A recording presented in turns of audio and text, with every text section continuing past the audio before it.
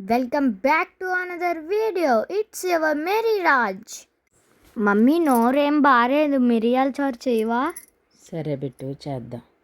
పొయ్యి వెలిగించుకొని గిన్నె పెట్టి దాంట్లో ఒక 2 టేబుల్ స్పూన్ ఆయిల్ వేసుకొని ఆవాలు వేసుకోవాలి.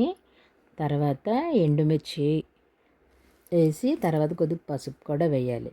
ఈలోగా కట్ చేసి పెట్టుకున్న టమాటాలు ఒక 2 టమాటాస్ కూడా దాంట్లో వేసుకోవాలి.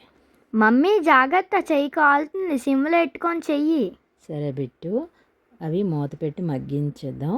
ఈలోగా దానికి కావాల్సినవి జీలకర్ర, మిరియాలు, ఎల్లుల్లిపాయలు రోల్లో వేసి దంచుకుందాం. ఇవి కచ్చా పచ్చాగా దంచుకొని పక్కన ఉంచుకోవాలి.